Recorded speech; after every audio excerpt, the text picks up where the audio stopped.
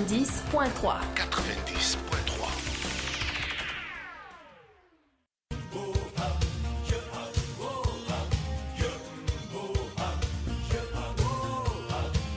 Peut-on réellement parler d'immunité collective pour la Covid-19 ? Le débat politique, idée ou débat autour de personnes, la Côte d'Ivoire, l'appel de Guillaume Soro et les dangers d'une instabilité du pays. Pour analyser toutes ces questions, l'Air du Temps reçoit ce dimanche 20 septembre Sylvain Faye, socio-anthropologue, et Gorgui Ndoye, journaliste et directeur de publication Continent Premier. L'Air du Temps, c'est ce dimanche de 10h à 11h sur iRadio 90.3 avec Alassane Samba Diop, iRadio, la radio d'ici et d'ailleurs.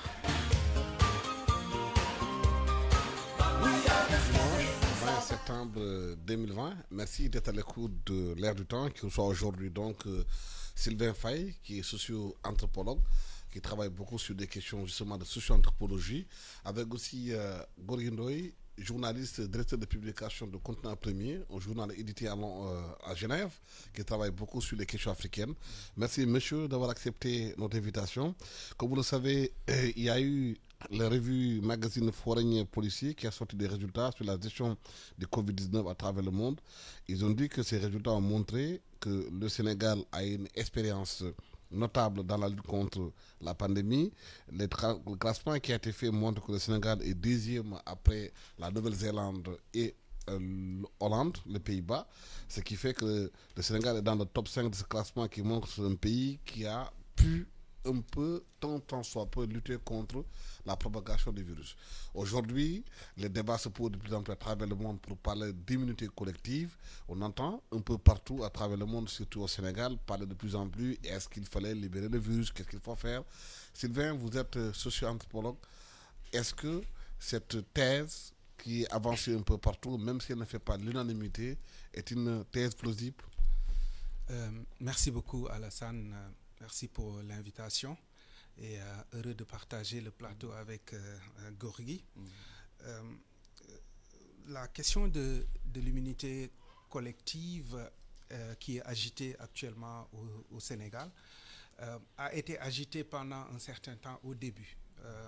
On parle de l'expérience de la Suède qui avait décidé de laisser circuler le virus pour que les populations puissent être confrontées et développer ainsi une sorte de réponse immunitaire. Quand on parle d'immunité collective, c'est une sorte c'est des globules blancs en fait qui vont développer à un moment, qui vont fabriquer une molécule qui va pouvoir soit cibler le virus et aussi emmagasiner cette réponse pour que si demain les gens sont dans les mêmes situations, ils vont pouvoir lutter contre.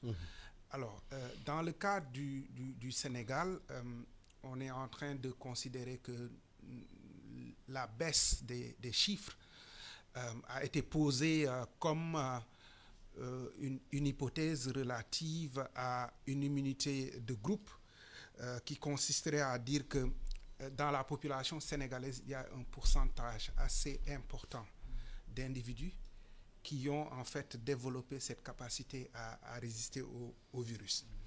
Alors, on peut se féliciter d'abord de la baisse des chiffres, parce qu'il y a un important travail qui a été fait pendant un certain temps. Mais ma position par rapport à l'immunité collective, quand j'entends les médecins, je précise que je ne suis pas médecin, je suis socio-anthropologue spécialisé dans le domaine de la santé. Et quand j'entends les médecins parler de l'immunité collective, c'est souvent sous forme hypothétique. Donc c'est sous forme d'hypothèses qui sont en train aujourd'hui d'être traduites comme des vérités scientifiques. Et c'est peut-être là mon souci. Mon souci, c'est que nous sommes dans le cadre d'un virus nouveau où on ne connaissait pas encore beaucoup de choses. Il y a beaucoup d'incertitudes et d'ailleurs, il y a d'autres travaux scientifiques, parce que moi je vais parler des travaux scientifiques, parce que jusqu'à présent, ce qu'on est en train de dire au Sénégal, j'ai beaucoup de respect pour le professeur Souleymane Mboup, mais on parle d'hypothèses et il n'y a pas de travaux scientifiques qui montrent que le Sénégal aurait une réponse, une immunité collective. Et quand je regarde certains travaux publiés dans la revue Nature, qui montrent en fait particulièrement que ceux qui sont asymptomatiques, qui ont pu peut-être développer une réponse immunitaire, la perdent au bout d'un certain temps. Donc, ce qui fait qu'il y a certaines personnes qui sont asymptomatiques, qui ont développé une réponse immunitaire, mais qui vont retomber malades. Donc ça, ce sont des aspects qu'il faut prendre en compte. Et je pense que le Sénégal, nous devons être assez prudents. Nous devons être assez prudents. Et si je le dis, c'est parce que tout au long de cette épidémie, souvent les vérités scientifiques ont été bafouées et foulées aux pieds au profit de certaines hypothèses de nature politicienne ou d'autres natures. Donc il nous faut quand même un peu plus de recul pour dire, OK, nous sommes en train d'avancer. Si on doit parler d'immunité collective, nous ne devons pas le faire de manière hypothétique.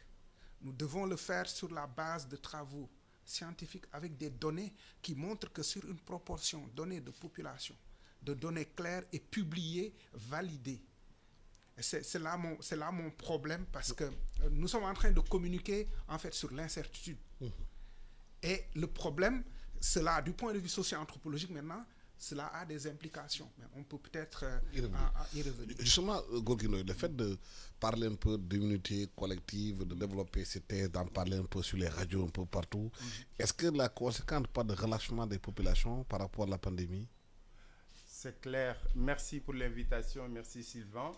Je souhaiterais dire que l'immunité collective, d'ailleurs, Sylvain a fait un feedback un peu historique. Mais rappelons que ça tire son origine du monde animal, de la faune et de l'élevage.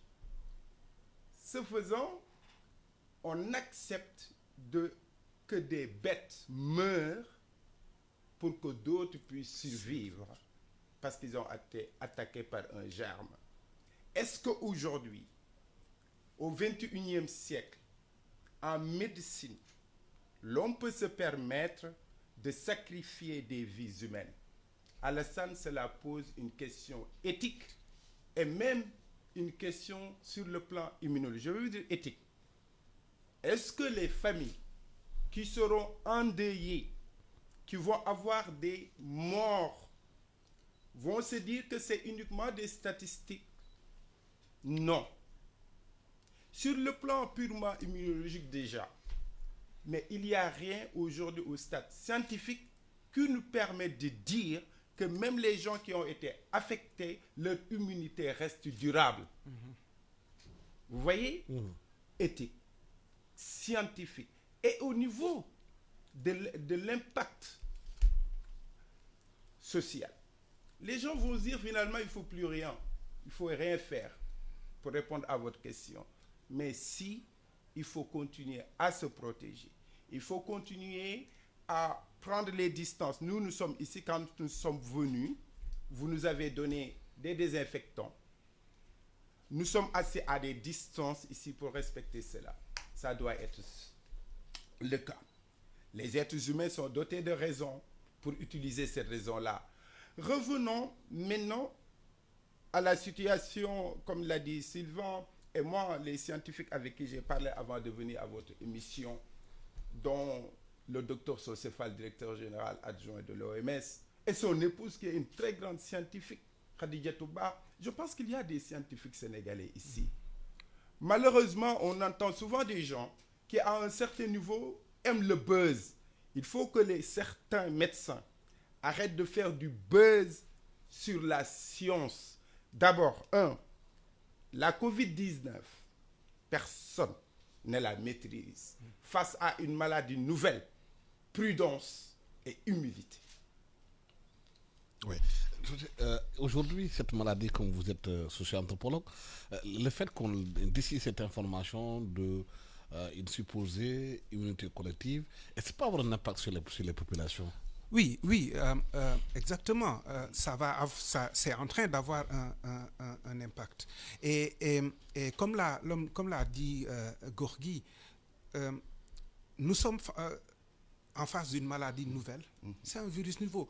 Même par rapport à l'immunité, on ne sait même pas pendant combien de temps et jusqu'à quel point.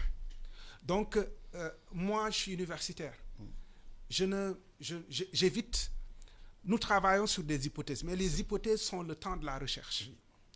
Ce n'est pas le temps de la communication, c'est le temps de la recherche. Une fois qu'on a fait de la recherche et qu'on a les résultats, on peut publier et on peut communiquer là-dessus. Aujourd'hui, ce qui va se passer, c'est que on communique sur quelque chose qui n'est pas sûr. C'est l'incertitude. Et la communication, elle est importante dans cette période. Pourquoi? Parce que ce que vous allez dire va avoir un impact sur ce que vous avez fait jusque-là. Alors, le fait de dire aujourd'hui que le Sénégal a développé une immunité de groupe, une immunité collective, cela est contre-productif.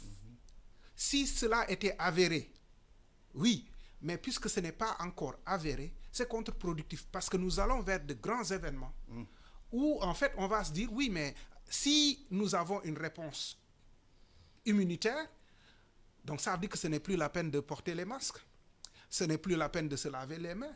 D'ailleurs, le professeur Souleymane Ndoumbé a été assez prudent à la fin de sa déclaration pour dire, mais nous n'en sommes qu'au stade des hypothèses et faisons attention, continuons à. Alors pourquoi, moi je pose la question, pourquoi alors communiquer sur ça? Pourquoi ne pas continuer le travail? On a mobilisé, le Sénégal a eu la chance, dans cette épidémie, d'avoir pu mobiliser toutes les forces vives de la nation depuis le début.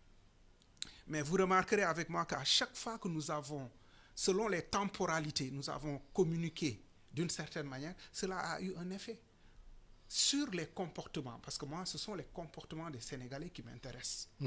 Ce que cela a comme effet, et autour de moi, j'ai entendu parler de ça, c'est que les gens vous disent, oui, mais donc après, donc ça veut dire que the fight is over, la lutte est finie, on a une réponse immunitaire, donc oublions les masques, allons au Magal de Touba. Moi, je suis de ceux qui ont dit, les mourides sont assez matures, il faut leur faire confiance. Mais il faut les aider à organiser cette manifestation avec une communication transparente et dans la vérité. Et heureusement, disons que le calife lui-même, on l'a vu porter un masque. Et tout dernièrement, j'ai vu qu'il y a des masques qui ont été commandés en milliers et des milliers et des milliers de masques, commandés avec même l'effigie de la mosquée. Ouais. Et ça, je pense que c'est très, très, très important. Je pense qu'au niveau du califat et de ce qui tourne autour, les majalis, etc., parce qu'il y a quand même aujourd'hui une certaine intelligentsia mouride, très ouverte, mais qui fait un travail de sensibilisation et qui, je me rappelle d'ailleurs qu'ils avaient sorti un momento par rapport à cette situation, ce qui n'est pas négligeable. Maintenant, il faudrait que ce que l'élite absolument dit et fait à ce niveau-là, au niveau des populations, parce que moi, je suis de Rufisque, quand je vais au grand marché de Rufisque, je vois que ce sont les mamans qui portent les masques. Finalement, elles ont compris quelque chose. Et ça, oui, ouais, absolument. Et c'est parce qu'on est arrivé à un stade où on disait que les Sénégalais sont têtus, etc. Aujourd'hui, on arrive à un moment important. Les temporalités sont importantes en matière de communication. On arrive à un moment important où les Sénégalais ont intégré un ensemble de gestes. Est-ce que c'est le moment de communiquer sur quelque chose, d'autant plus que c'est une incertitude? Ça veut dire qu'on n'a pas une vérité scientifique. Je suis désolé, parce que je n'ai pas encore lu un travail portant sur le Sénégal qui prouve, donné à l'appui, que nous avons développé une réponse immunitaire. Donc je pense qu'il est important, parce qu'aujourd'hui, ça veut dire qu'on va aller soit vers un relâchement. Or, nous savons que dans beaucoup de pays occidentaux, et même ailleurs, il y a une deuxième vague. Ne pensons pas que les choses sont la finies. France est dans la deuxième vague. Absolument. C'est parce qu'il y a un relâchement, on a ouvert les restos, on a ouvert les bars. Et même la Chine a eu une deuxième vague. Donc je pense que en matière de santé publique, pour moi, le plus important lorsqu'il y a une situation comme ça, c'est d'éviter à la fois la communication de crise pour dire ouais, c'est la catastrophe, etc. Et aussi une communication de glorification. Mais surtout, il faut une communication sur les risques. Dire aux gens que nous sommes dans une situation où on ne sait pas encore. On est en train de chercher. Alors, continuons à porter les masques. Continuons à faire le travail que nous sommes en train de faire. Je pense que le professeur Mboup a plutôt parlé d'hypothèse. Hein? Oui, absolument. En disant de faire très attention. Ouais. Il n'a pas affirmé, il a dit qu'il faut très attention. C'est une hypothèse parmi tant d'autres. Absolument. Une hypothèse. Au Sénégal, nous avons une obligation éthique de continuer les investigations épidémiologiques parce qu'aujourd'hui, près de 60% aussi des tests proviennent de voyageurs. Est-ce que cela reflète la situation épidémiologique locale du pays? Deuxième niveau, on a parlé des deuxièmes vagues en Europe. Moi, je vis en Suisse. Actuellement même, il y a une guerre entre les pays européens. Si vous habitez à Genève, aujourd'hui, il y a cette petite frontière, par exemple, vers Saint-Julien, qui est en France. Mais les Français ont beaucoup de peine à venir à Genève. Et il y a la Belgique qui a déclaré Genève, par exemple, comme une région à risque, alors qu'il y a d'autres régions en Suisse qui ne sont pas déclarées à risque. Notons que les pays comme l'Angleterre, la Grande-Bretagne, pour parler plus correctement, qui avaient essayé l'immunité collective, mais ont grandement échoué avec le taux de décès qu'ils ont eu à enregistrer. Pourquoi? Parce qu'ils ont pensé que la COVID-19 était une forme de grippe.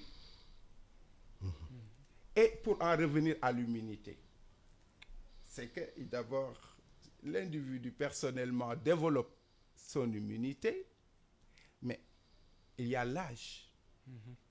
Nous, notre chance en Afrique, disons-le, c'est quand même une chance, c'est la jeunesse des populations africaines, la jeunesse sénégalaise. Mais ceux qui ont plus de 65 ans, cette immunité-là, elle est très faible ou inexistante. Est-ce qu'on va laisser ces populations mourir et nous dire nous avons pu quand même préserver nos jeunes? Autre défi, regardez la situation en Afrique du Sud. Donc, on ne peut pas du tout généraliser cette situation. Absolument. Et c'est pourquoi j'ai dit que le professeur Mboup a effectivement parlé d'hypothèses. Mais nous avons aussi d'autres médecins. Il y a une émission sur RFI, il a dit des bêtises, monsieur, donc, qui a quand même affirmé et avec beaucoup de certitude. Ouais. Et moi, en tant que scientifique, ça me pose des questions. Sur le plan même de l'éthique scientifique, on ne peut pas se permettre d'avoir un certain niveau de légèreté de cette nature-là dans le cadre d'une pandémie qui a mobilisé toute l'activité nationale, qui a paralysé en même temps l'économie, l'activité, qui a des familles qui ont été endeuillées, des personnes qui continuent à se battre. Et je pense que nous devons avoir un peu plus de respect pour les Sénégalais, un peu plus de respect, un peu plus d'humilité. Parce que les Sénégalais, nous devons apprendre à être beaucoup plus humbles, ne pas nous glorifier et considérer que nous avons du travail à faire parce qu'autour de nous, une deuxième vague est possible. Je pense que Dr Gorgui l'a si bien dit, sur la question de la modélisation épidémiologique, il faut qu'on fasse attention parce que c'est souvent une modélisation basée sur des indicateurs qui ne sont pas sociologiquement et anthropologiquement adaptés. Ok, lorsque on prend les tests beaucoup plus à partir des voyageurs, alors que nous avons une sociologie nationale qui indique qu'il y a d'autres paramètres à prendre en compte sur la question des vulnérabilités. Et c'est là où l'intérêt de la recherche scientifique est, c'est ce qui m'intéresse, c'est de faire de la recherche pour dire si on doit faire de la modélisation épidémiologique, comment nous, socio-anthropologues, nous pouvons donner des indicateurs localisés, c'est-à-dire montrer quelles sont les situations de vulnérabilité. Sur la question des transfrontalités, sur la question du genre, etc., et travailler à faire une modélisation basée beaucoup plus sur ça que de prendre des modèles à partir d'indicateurs Importés. développés, importés, ce que Olivier de Sardan appelle les modèles voyageurs. Il dit, mais là où il y a des modèles voyageurs, il y a la revanche des contextes. Et les contextes, c'est les socio-anthropologues, je suis désolé. Donc il faut des modèles endogènes en fonction de notre sociologie, Absolument. de notre culture, de notre Absolument. façon de faire. Parce que, par exemple, quand vous prenez les personnes âgées, on a modélisé en Occident sur la base de cet indicateur-là. Mais chez nous, peut-être que le risque, il est autrement, parce que nous avons, socialement et culturellement, nous avons une habitude de protéger nos aînés. Nous n'avons pas attendu la COVID-19 pour protéger nos aînés. Absolument. Donc ça, c'est une dimension socio-anthropologique qui est intéressante et c'est ce qui est à prendre en compte. Je n'ai pas dit qu'il ne faut pas protéger les aînés, mais nous devons les protéger d'une autre manière parce que nous avions l'habitude déjà de les protéger. Et donc si on doit faire une modélisation, c'est le moment de pouvoir travailler à tenir compte de nos contextes. Nos contextes ne sont pas les mêmes que les contextes occidentaux. Et tant que nous ne ferons pas cet effort-là, nous serons dans une sorte de tâtonnement et de légèreté scientifique qui, à mon avis, ne nous correspond pas parce que le Sénégal a de grands scientifiques, de renom, a des personnes respectables et a des gens qui travaillent à faire de la science. Désolé, écoutons les scientifiques et arrêtons de faire de la communication publicitaire comme ça pour se glorifier. Je pense que la pandémie, là, si on la gagne, c'est le Sénégal entier qui se glorifie, mais pas des individualistes pour dire « oui, j'étais au devant de la lutte, j'ai pu gérer ». Donc je pense que nous devons faire attention à ça. Oui. Gorgui, il parlait tantôt de modèles venus de l'extérieur. Oui. Ce qu'on a constaté aujourd'hui, il y a eu des modélisations qui ont été faites à partir du cas chinois, en copiant pratiquement ce qui fait en Chine. Peut-être en laissant en rade des réalités locales qui n'ont pas été prises en charge dans l'analyse. Mais c'est totalement vrai. Vous voyez, vous avez un camisole, il ne faut pas faire du prêt-à-porter. Vous avez un très joli boubou africain. Vous avez dû certainement aller voir votre tailleur qui a pris vos mesures pour que votre tenue soit aussi belle pour vous. Peut-être moi, si je devais porter la même tenue, il aurait fallu peut-être l'adapter à moi au-delà de cette beauté que je vois visuellement. C'est dire qu'on ne peut ni importer des idéologies, ni importer des manières de faire. Des bonnes pratiques, oui. Et nous avons la chance, et je l'ai dit ailleurs, parce que moi, je suis, comme vous l'avez dit tout à l'heure, panafricaniste. Et tout ce qui touche à l'Afrique me touche très profondément. C'est pourquoi quand le secrétaire général des Nations Unies avait dit une grande bêtise en disant que les Africains allaient mourir par millions, j'ai tiqué, j'ai dit, mais sur quoi, M. Gutiérrez, vous tenez vos propos? Heureusement, il a dû rectifier cela. Parce qu'on ne peut pas se lever, aller à la radio, venir à e-radio, parce que c'est reconnu, c'est connu, parce qu'il y a des gens qui nous entendent, juste raconter des petites choses pour qu'après ça reste dans les places publiques. Non. Nous devons regarder le Sénégal comme il est. Même cette indiscipline dont on parle, transformons notre indiscipline, si elle existe, à une force, à une énergie créatrice, à une force qui nous permet de nous élever. Moi, je dis, vous allez dans chaque quartier, vous avez un imam, vous avez un clergé, vous avez un chef de quartier. Nous avons les Badiangor. Nous avons autrement aussi aujourd'hui des comités de quartier, les ASC. Partons aussi, redescendons les formations au niveau de ces personnes-là. C'est ça aussi jouer sur notre population.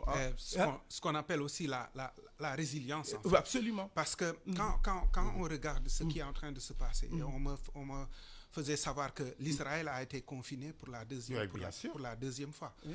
Et en fait, plutôt que de... Moi, je voudrais déplacer le débat. Oui. Plutôt que de porter le débat sur l'immunité collective, moi, j'aurais porté le débat sur la capacité de résilience des populations sénégalaises. Parce que les épidémies vont revenir. Demain, si ce n'est pas le SRAS-Covid, on va avoir une autre épidémie. avec un autre virus à propos duquel nous n'avons pas développé une immunité. Mais qu'est-ce que nous avons fait de cette épidémie? Est-ce que nous avons travaillé à la résilience des communautés, des populations sénégalaises, pour qu'elles puissent faire face à d'autres types d'épidémies qui vont venir, qui vont continuer à venir? Je le dis sur le plan scientifique, c'est que le Sénégal, c'est pas la première fois que le Sénégal est face à des épidémies, ça fait très longtemps. Donc, déplaçons le débat. Ce n'est plus sur l'immunité collective, mais c'est sur la résilience des populations. Et les mesures qui sont de résilience ne doivent pas être, à mon avis, du point de vue scientifique, je parle, ne doivent pas être la distribution de sacs de riz, ne doivent pas être des cash transferts de 100 000, 200 000, ne doivent pas être le paiement des factures d'électricité. Parce que ce sont des mesures temporaires qui règlent un problème un temps, mais qui ne permettent pas aux gens d'avoir les capacités pour faire face. Et ça, c'est pour moi, par la petite expérience que j'ai des épidémies, c'est les capacités de résilience qui vont permettre aux populations sénégalaises de pouvoir travailler à gérer elles-mêmes les épidémies qui vont arriver et qui étaient en train d'ailleurs de travailler, même si c'est de manière disparate, de travailler à gérer le virus.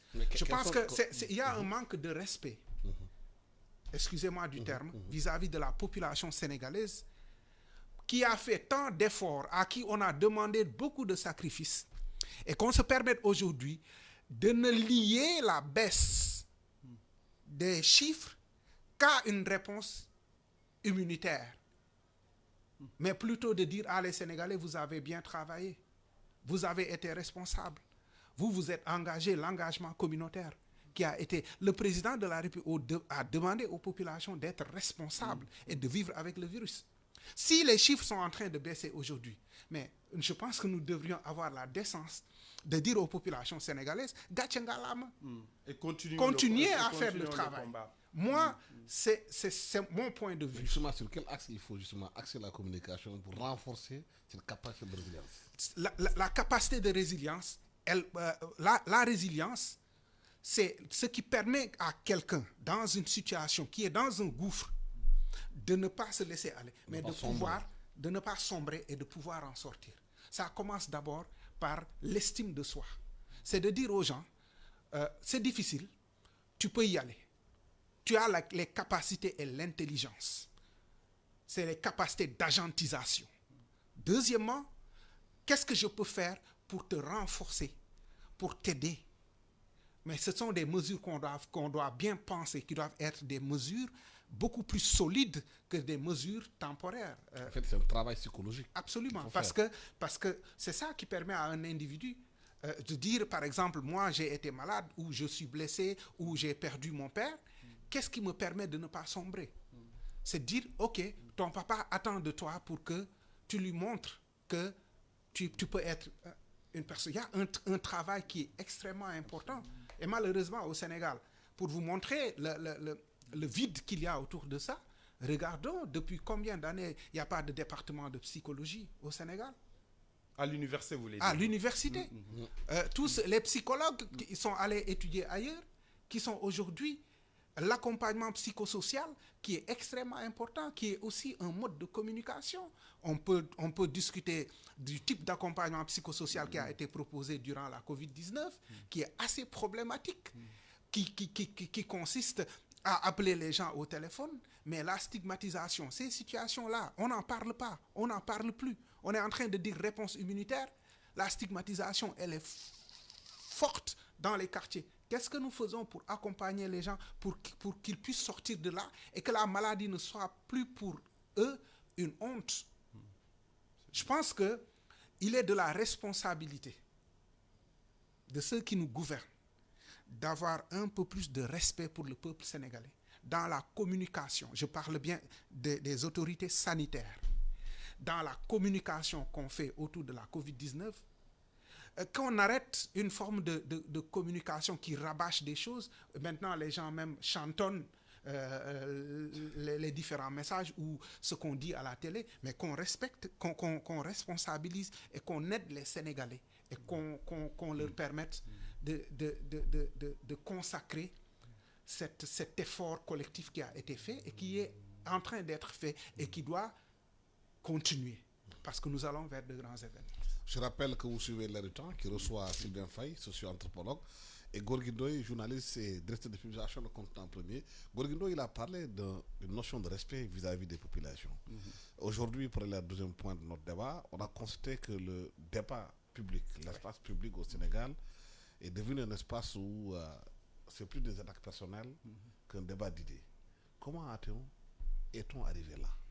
Je pense qu'il fut un moment où au Sénégal, les gens pouvaient discuter de manière forte, déterminée, mais c'était sur la base des idées et de la maîtrise des sujets sur lesquels les gens se prononçaient. Vous rappelez notre Assemblée nationale, même s'il fut des années où elle était un peu très monocolore, malgré tout, il y avait des personnalités qui émergeaient. Quand vous entendiez parler d'Iboka, quand vous entendiez parler un certain Agne, avec c'est ça, avec le bretelle et tout, même si vous n'étiez pas totalement d'accord avec ce qu'il disait, vous aviez envie de rester et de les entendre parler. Malheureusement, c'est aussi l'ère du temps. L'ère du temps où les gens sont trop dans le buzz. L'ère du temps où finalement on a pris le chef comme une sorte de pharaon. Moi, je pense que pour aider un chef d'État, pour être plus concret, ce n'est pas en insultant l'opposant. Un opposant aussi, je pense que pour se faire respecter et être entendu par les populations, ce n'est pas en insultant le chef de l'État. Au-delà du fait même que c'est quand même l'institution, mais en même temps dans nos cultures, comme nous sommes, avec un anthropologue, dans nos cultures sénégalaises et africaines de manière générale, la parole avait un sens. On savait dire beaucoup trop de choses sans pour autant blesser. Et les Kersa, les Djom, le Ngor, le Faïda, le Foula doivent revenir. Donc, en résumé, on ne discute plus des idées parce qu'on veut dire pour plaire ou pour faire mal à autrui. Sylvain Faye, Pierre Bourdieu disait ce que parler veut dire. Est-ce qu'au Sénégal, il n'y a plus ce que parler veut dire? Vous me rappelez un excellent ouvrage. Je fais un clin d'œil à un collègue, professeur Tidjane Ndoye, avec qui, quand nous étions étudiants, en première année, nous avions ce cours donné par un certain monsieur, j'ai oublié son prénom, et nous avions ce cours de Bourdieu, ce que parler veut dire. Vous me permettrez de dire deux choses. Ce que parler veut dire dans nos cultures, dans notre culture sénégalaise et dans nos cultures spécifiques, nous avons été éduqués dans la socialisation, de manière à ce que nous pouvions dire des choses, ne pas s'insulter, et où on pouvait vous insulter sans vous insulter. Je pense que ce qui est en train de se passer dans le débat politique, moi je suis apolitique, mais ça m'interpelle du point de vue des évolutions de la société sénégalaise et de l'éducation que nous donnons aux enfants. Parce que lorsque, pour défendre une idée, nous n'avons plus besoin de la pertinence du débat, mais nous avons besoin d'invectives. En insultant, nous sommes en train de faire bouger les modèles. Qu'est-ce que nous apprenons à nos enfants? Ce que parler veut dire, cela veut dire que la parole, elle est sacrée, certes, mais la parole est une bombe. Et c'est un art, parler. Et c'est un art, en fait, que ceux qui nous gouvernent doivent posséder, doivent avoir, pour pouvoir nous parler, nous convaincre, sans pour autant qu'il y ait des invectives, pour défendre des positions. Alors, ce qui est en train de se passer, c'était le premier problème, c'est que nos politiciens ne savent plus ce que parler veut dire. De sorte que nous avons une certaine résonance dans la société sénégalaise, parce que nous avons l'habitude maintenant de nous insulter. Dans les sketchs, c'est devenu vulgaire jusqu'à ce point, parce que moi j'ai une approche holistique des choses. Dans les théâtres, nous en sommes arrivés jusque-là. Dans notre façon de parler, et j'aimerais qu'on invite beaucoup plus les linguistes qui ont une capacité à analyser aussi le discours. Donc, il y a des résonances. Ce qui se passe dans le champ politique, à la fois est une amplification du national, mais aussi en est une des causes. Parce que lorsque nous montrons cela à nos enfants, cela veut dire qu'ils peuvent se permettre. Or, c'est en déphasage avec ce que moi, mes parents m'ont appris. C'est que devant les personnes âgées, tu ne peux pas. Mais de la même manière que les enfants ne peuvent pas dire quelque chose devant les personnes âgées, le retour, il est. Les personnes âgées ne doivent pas se permettre une certaine manière de parler devant les enfants. Mais la deuxième chose, et ça, je vais rentrer maintenant dans le champ de l'analyse politique. En fait, j'ai l'impression que si nous avons quitté le débat des idées pour arriver à un débat des personnes, cette personnalisation et cette personnification du débat renvoie en fait à un échec finalement de ce que veut dire la politique.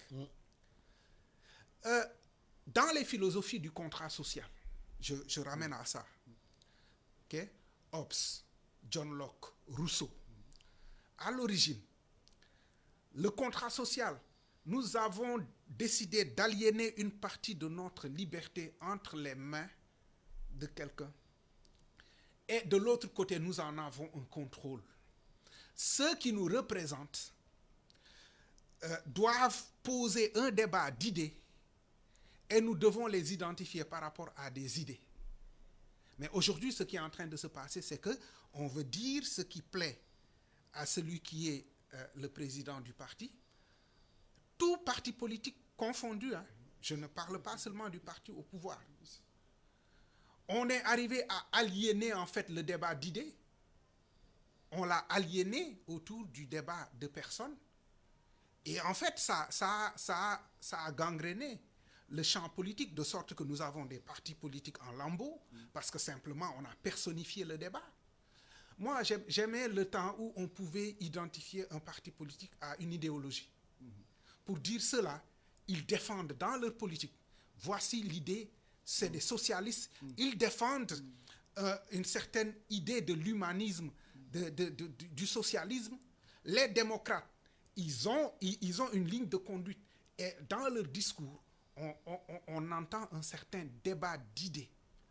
Mais le Sénégal, en réalité, c'est comme si on est en train de perdre ce débat d'idées au profit des personnes. Et c'est malheureux parce que d'abord, ça ne dessert pas celui qui est le président du parti. Et deuxièmement, ça ne sert pas aussi l'opinion publique.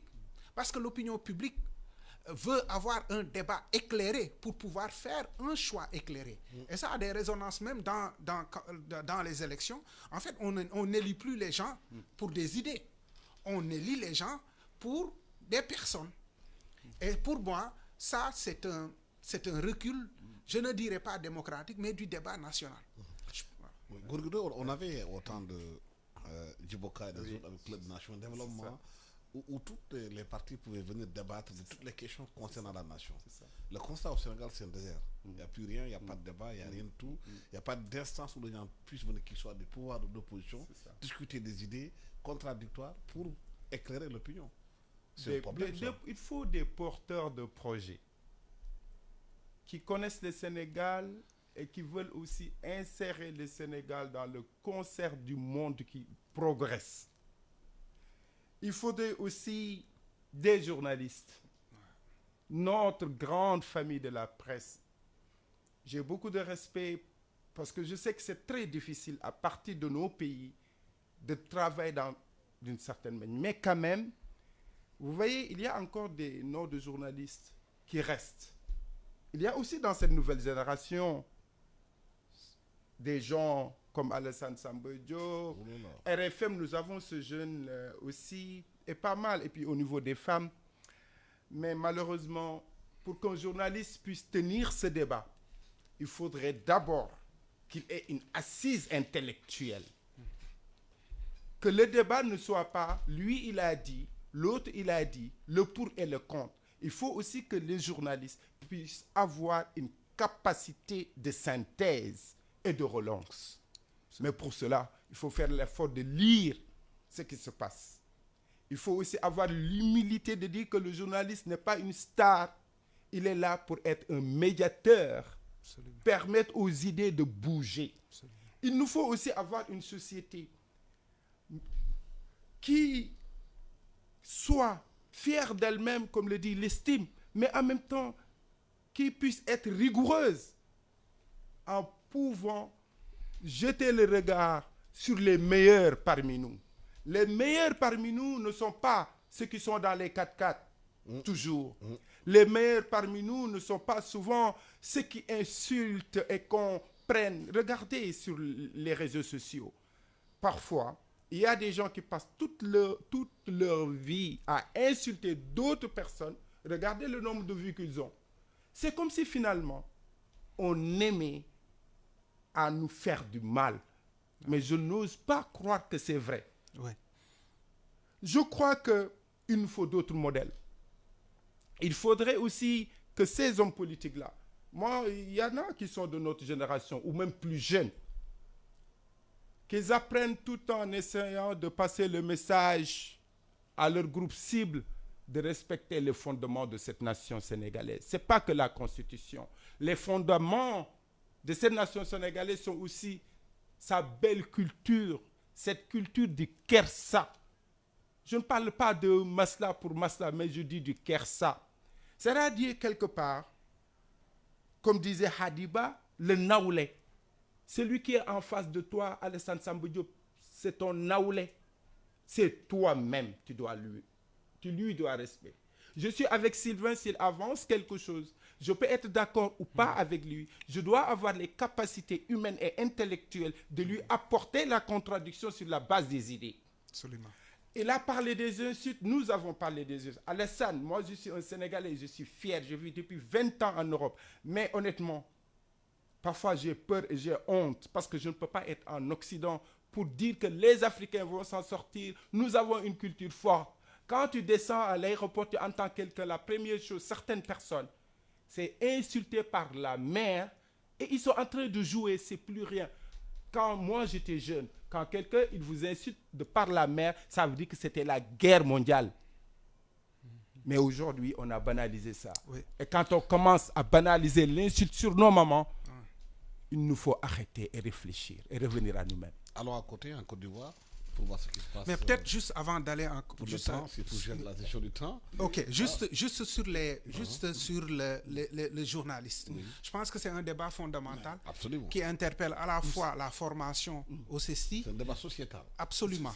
Parce que pour pouvoir, il faut avoir le cran de pouvoir, dans le débat politique, amener les hommes politiques, les ramener à un certain débat d'idées.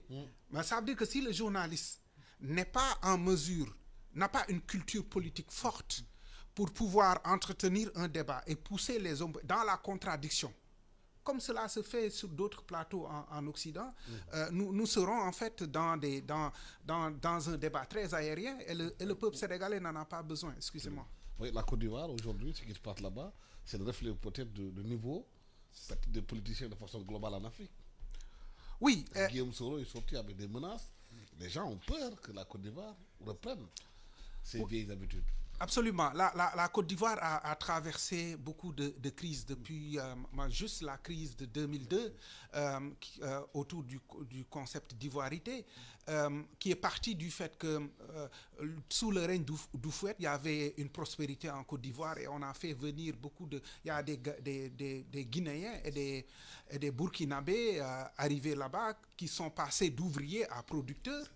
Et après, on a eu cette crise civile. Ensuite, un enchaînement avec la crise de 2011-2012, lorsque Alassane Ouattara et Laurent Gbagbo. Et Guillaume Soro a joué un rôle important Je dis tout ça historiquement parce qu'il faut situer, Guillaume Soro dans une certaine trajectoire historique qui a été en fait le chef de file des forces de la rébellion, qui a à un moment été l'allié des forces, donc allié de Ouattara pour arriver au pouvoir. Aujourd'hui, la position de Guillaume Soro, on peut considérer que cet appel à l'insurrection voilée, il fait un appel voilé parce qu'il dit d'abord qu'il faut que l'opposition barre la route à Alassane Ouattara. Bon, il se met aussi dans une position qui ne lui est pas, qui n'est pas nouvelle en fait. C'est quelqu'un qui a toujours joué les entre-gens pour faire porter des gens au pouvoir. Aujourd'hui, il n'est pas en Côte d'Ivoire. Il se met dans cette position.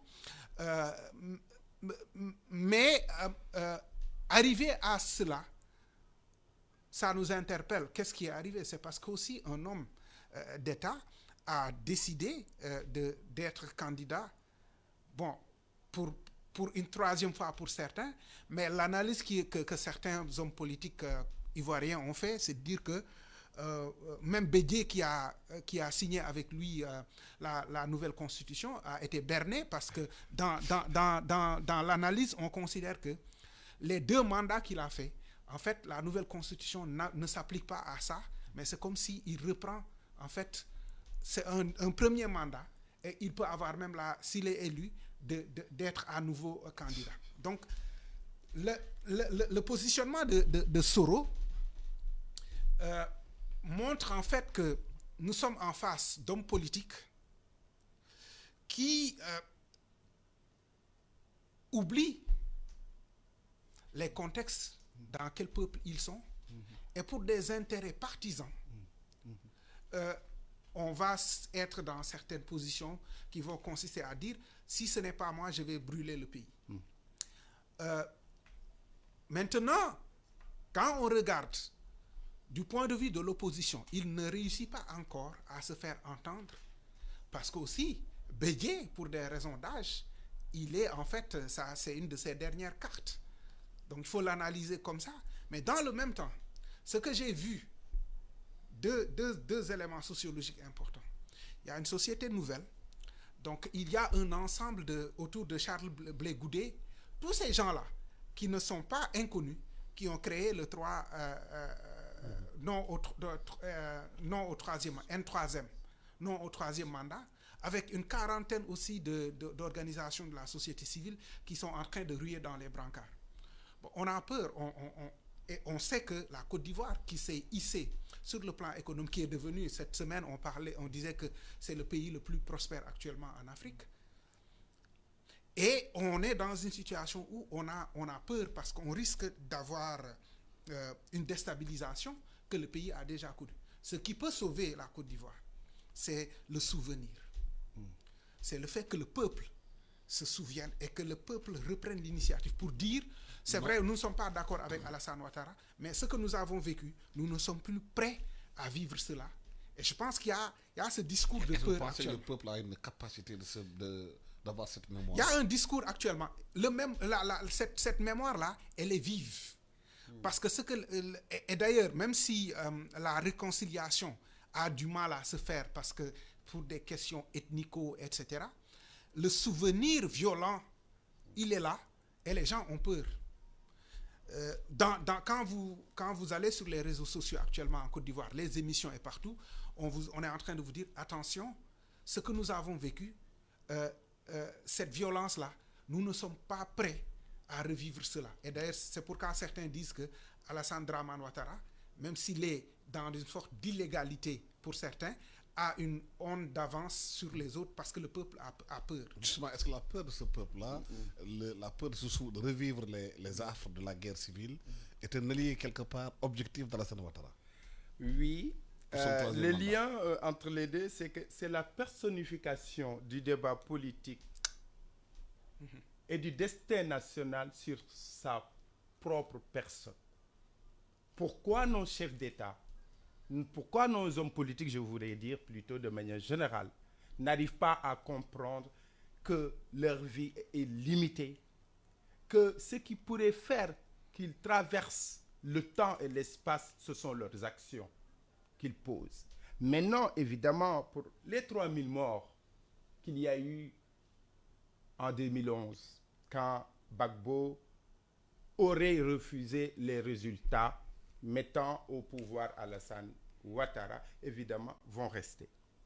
Mais il ne faudrait pas que ça soit un gage facile pour que aussi Ouattara, qui a fait un wahet international, puisse continuer aussi à faire ce qu'il veut. On ne peut pas promettre à son peuple un changement et aussi avoir travaillé, parce qu'apparemment, il a bien bossé économiquement parlant. Mais il faut savoir partir. Il nous faut que nos chefs d'État apprennent à partir. Ils peuvent influer dans le destin national, certes, mais en laissant le jeu démocratique et politique se faire. Absolument. Parce que c'est la personnification, en fait. C'est le fait qu'il n'y ait plus d'idées, mais c'est dire si ce n'est pas moi, c'est fini. Maintenant, il y a autre chose qu'il faut juste, Gorgui, tenir compte de ça, c'est que la donne des forces armées. L'expérience du Mali aujourd'hui, Alassane Ouattara a tenté de gérer, de contrôler les dépenses armées, mais il s'avère qu'il y a un ensemble de factions qui ne lui sont pas encore, qui sont pas encore sous contrôle. Et ça, c'est une menace. Alors moi, je souhaiterais juste faire un appel à partir de Dakar au peuple ivoirien. Vous êtes plus de 40% de notre économie nationale. Vous êtes nos frères et nos sœurs. S'il vous plaît, gérez votre pays pour l'Afrique de l'Ouest, pour l'Afrique et pour l'humanité. Je vous fais confiance. Point final à l'émission. Merci à Gorgui Ndoye, journaliste et directeur de publication du Continent Premier. Merci à Sylvain Faye, socio-anthropologue. Bon dimanche à tous. À la technique, Biran Sissé, micro Alassane Samba Diop. La radio est une imagination. La vôtre. Bienvenue sur iRadio. 90.3. lépp luy xibaar mën ngeen ko am ci iRadio.